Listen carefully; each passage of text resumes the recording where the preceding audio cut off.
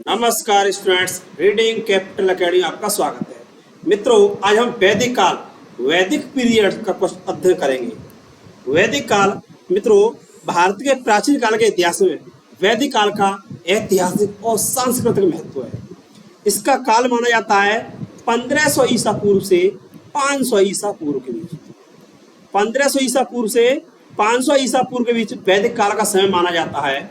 मित्रों, आप इमेज से देख रहे हैं, यह एक कृषि प्रधान संस्कृति थी और कृषि कहाँ की जाती है मित्रों? ग्रामीण क्षेत्र में। तो इस तरह से ये ग्रामीण संस्कृति थी। वैदिक काल क्या था? एक कृषि और ग्रामीण वाली कल्चर थी। आप देख रहे हैं, इसी तरह से यहाँ कुछ ऋषि मुनि दिखाई दे रहे हैं, ये यज्ञ कर रहे हैं। इससे पता चलता है कि ये इसमें यज्ञ और कला संस्कृति को अधिक महत्व दिया जाता था।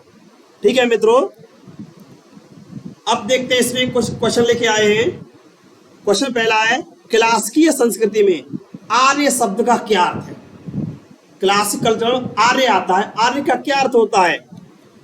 ईश्वर विश्वासी, एक वंशानुगत जाति, किसी विशेष धर्म में विश्वास रखने वाला, डी उत्तम व्यक्ति।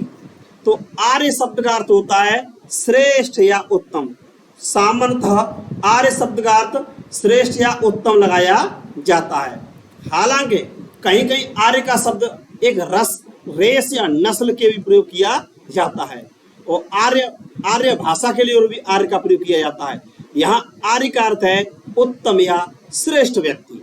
ठीक है मित्रों, आर्य संस्कृति या वैदिक संस्कृति यह भारतीय प्राचीन संस्कृति है। ये वेदों से संबंधित है। इस समय वेदों की रचना की गई थी। किसकी रचना की गई थी? वेदों की रचना की गई थी। ठीक है मित्रों, इसे वैदिक संस्कृति या आर्य संस्कृति कहा जाता है। वो आर्य का अर्थ एक्सीलेंट पर्सन होता है। नेक्स्ट है, सबसे पुराना वेद कौन सा है? मित्रों, आप इमेज में देख रहे हैं, ये सबसे पुराना वेद कौन सा है? ऋग्वेद। ऋग्वेद सबसे प्राचीन वेद है। 4 वेद थे। कितने वेद थे? 4 वेद। उस 4 वेदों में सबसे पुराना वेद कौन सा है? ऋग्वेद है। ठीक है मित्रों, सबसे नया वेद कौन सा था? नया वेद था, चौथा वेद है, ये अथर्ववेद। अथर्ववेद को चौथा वेद माना जाता है। चौथा वेद कौन सा है? अथर्ववेद। ठीक है मित्रों, इस तरह से अथर्ववेद सबसे नया वेद है, तो ये चौथा वेद है और ऋग्वेद सबसे प्राचीन वेद है। इस तरह से कुल 4 वेद हैं, ऋग्वेद, यजुर्वेद, सामवेद और अथर्ववेद। ठीक है मित्रों, वैदिक काल में इन वैदिक साहित्य की रचना की गई थी। नेक्स्ट है त्रयी। क्वेश्चन है त्रयी। त्रयी नाम है, क्या है? 3 वेदों को, प्रारंभ के 3 वेदों को त्रयी कहा जाता है। ठीक है मित्रों, त्रयी का अर्थ है प्रारंभ के 3 वेद।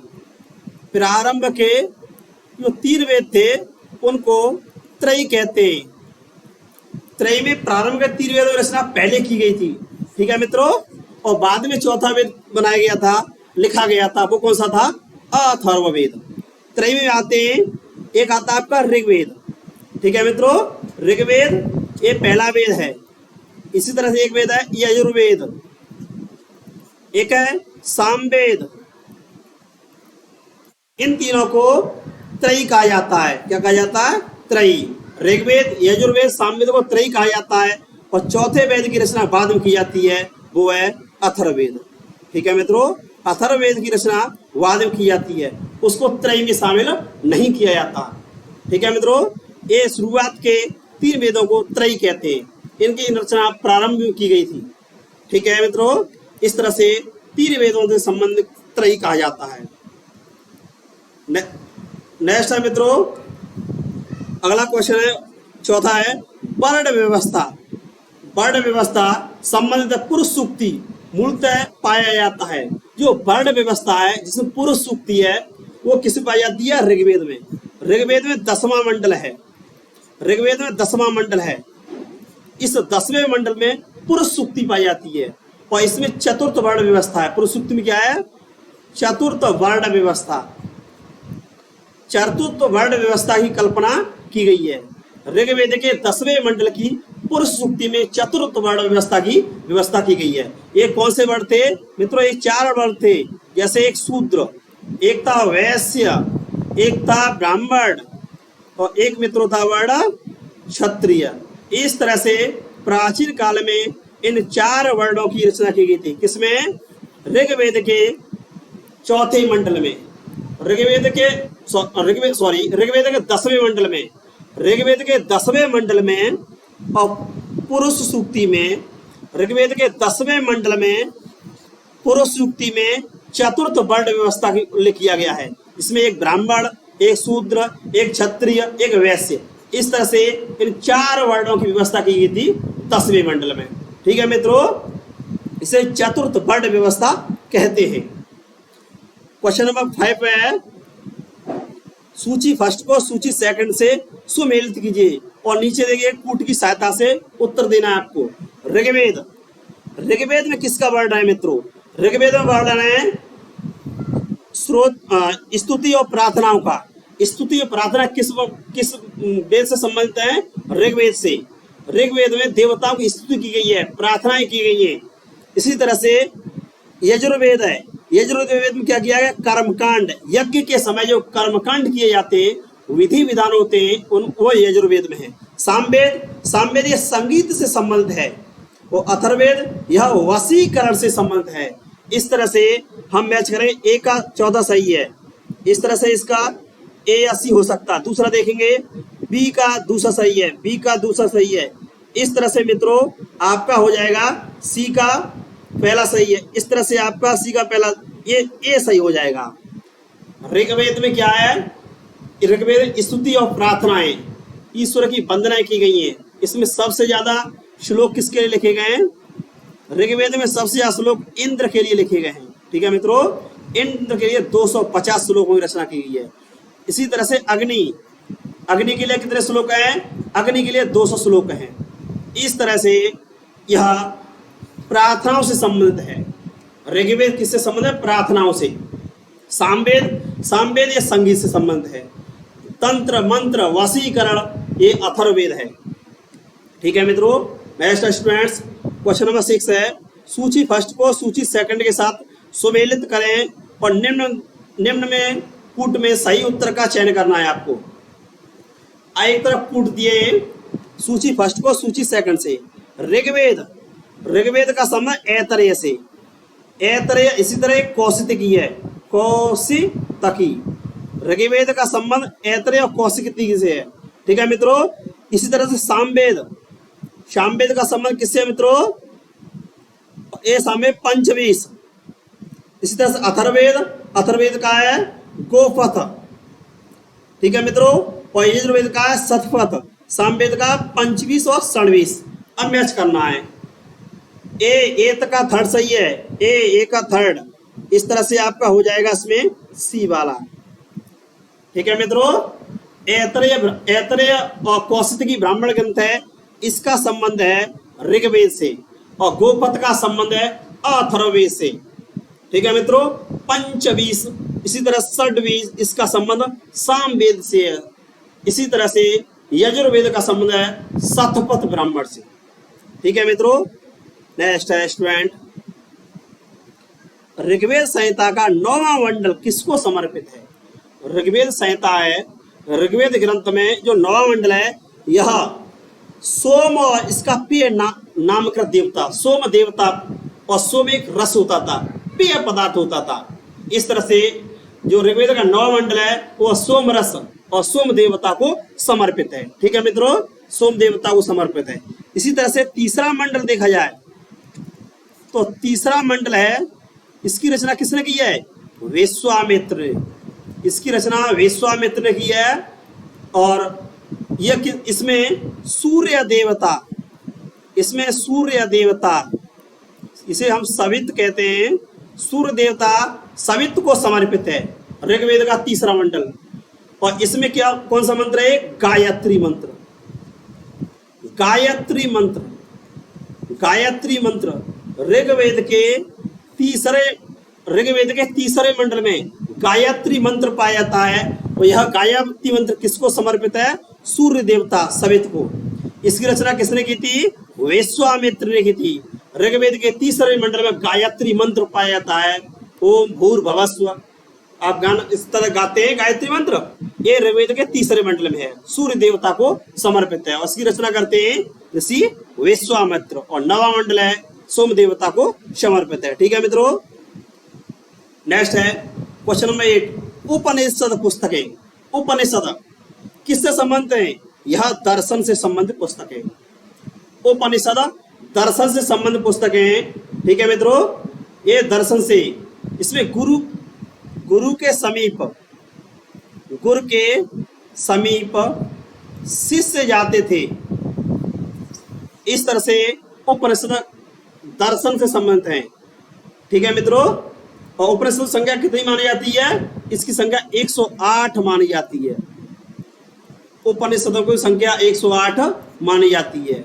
जैसे मुंडको उपनिषद, मुंडको उपनिषद, मुंडको उपनिषद।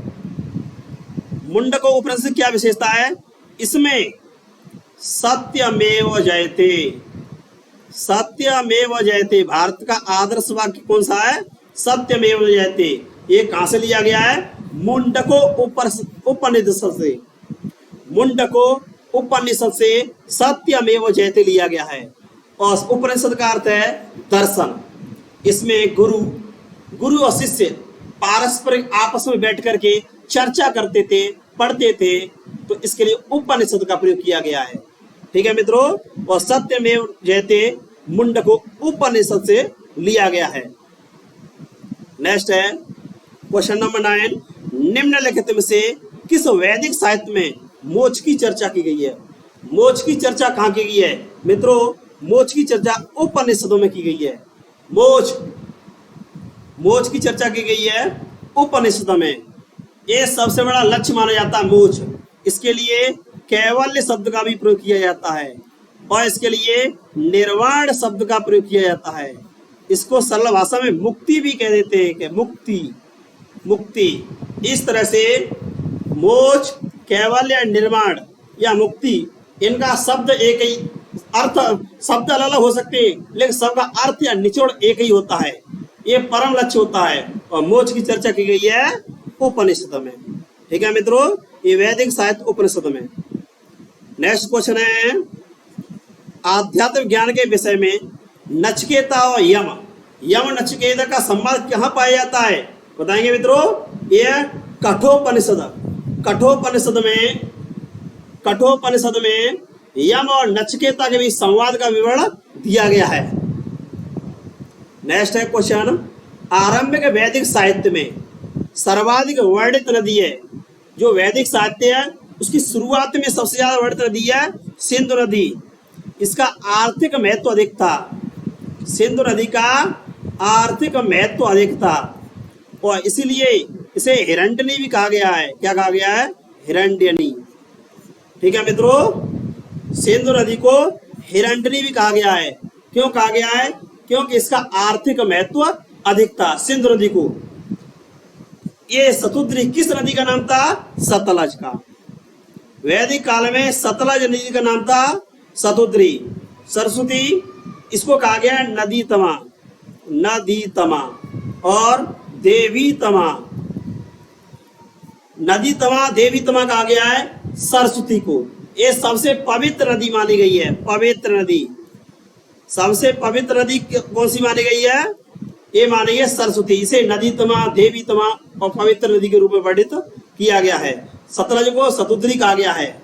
ठीक है मित्रों, गंगा का भी विवरण है, यमुना नदी का भी विवरण है। इसी तरह से देखा जाए तो कुभा किस नदी को कहा गया है? काबुल नदी को। वर्तमान में जो काबुल नदी है, काबुल नदी को कुभा कहा गया है। ठीक है मित्रों, इसी तरह से अस्किनी किसको कहा गया? वैदिक काल में अस्किनी कहा गया शेनाब नदी को। शेनाब नदी को क्या कहा गया था? Asikni. Thank you students. Chenab नदी को क्या कहा गया था? अस्किनी। इस तरह से स्टूडेंट्स ये नदियों के नाम है। स्टूडेंट्स बार बार इनको वीडियो देखिए, शेयर कीजिए, इससे अन्य स्टूडेंट्स भी लाभान्वित होंगे। ठीक है स्टूडेंट्स। इसी तरह से नेक्स्ट देखेंगे क्वेश्चन 12। ऋग्वेद में निम्नलिखित नदियों में अफगानिस्तान के साथ आर्यों का संबंध सूचक है। तो अफगानिस्तान में कौन सी नदी बहती थी? इसमें बहती थी कुभा और कुरमू। मित्रों, कुभा, वैदिक काल में कुभा नदी एक काबुल नदी का नाम था। ये वर्तमान अफगानिस्तान बहती है। ऐसी स्वास्ति, इसी तरह से अन्य नदियां, ये वैदिक, इसी तरह गोमल, कई नदियां थी जो अफगानिस्तान से बहती थी। इससे पता चलता है कि भारत में आर्यों का संबंध अफगानिस्तान से रहा है।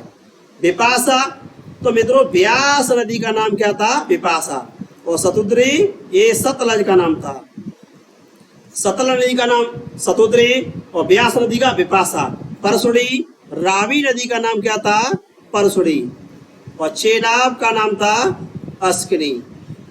इस तरह से इस टॉपिक से क्वेश्चन पूछे जाएंगे तो आप कर लेंगे। ठीक है स्टूडेंट्स, सतलज नदी, सतुद्री और ब्यास नदी, बिपाशा नदी। ठीक है मित्रों, नेक्स्ट है भारतीय संस्कृति में ऋत का अर्थ है। भारतीय संस्कृति में ऋत का क्या अर्थ है?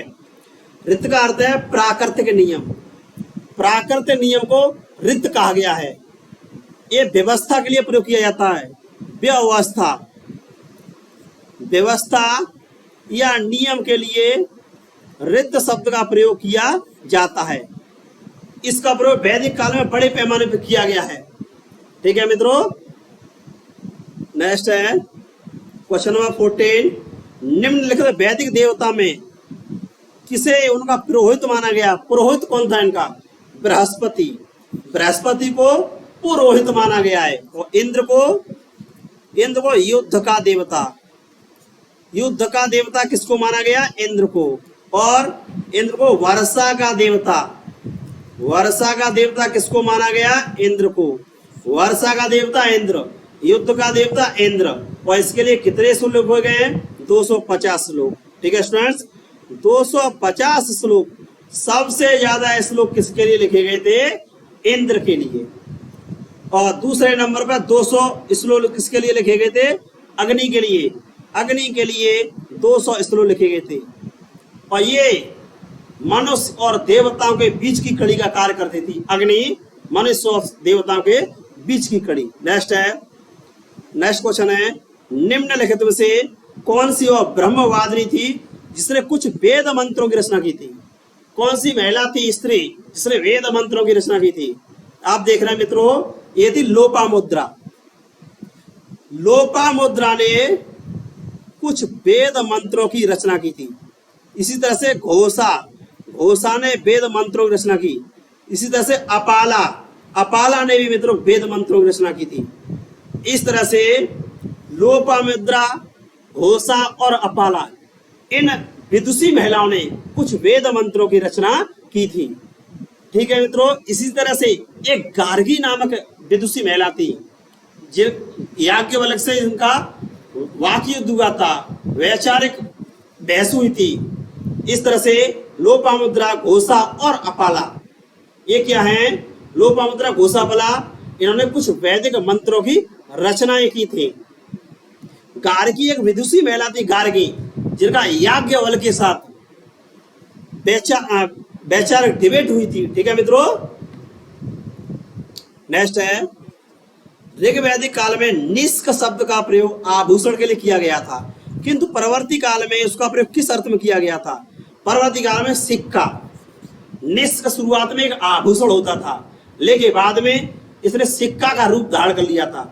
भारत में प्राचीन काल के सिक्कों को आहत सिक्का, आहत या पंचमार्क सिक्का कहा गया है। क्या कहा गया है? पंचमार्क सिक्का। इन पर ठप्पा मारा जाता था, ठप्पा लगाया जाता था। ठीक है मित्रों, इसलिए इनको आहत सिक्का कहा गया, पंचमार्क या आहत सिक्का। और निष्क का प्रयोग भी सिक्का के लिए किया गया था। ठीक है मित्रों, नेक्स्ट है प्राचीन भारत में निशाका क्या था? एक सोने का आभूषण। आप देख रहे हैं ये सोने का आभूषण था, इसको निशाका कहा गया था प्राचीन काल में। बौद्ध ग्रंथ जातक कथा में निशाका का अर्थ है स्वर्ण आभूषण। ठीक है मित्रों, तो ये निशाका क्या था? ये स्वर्ण आभूषण था। नेक्स्ट है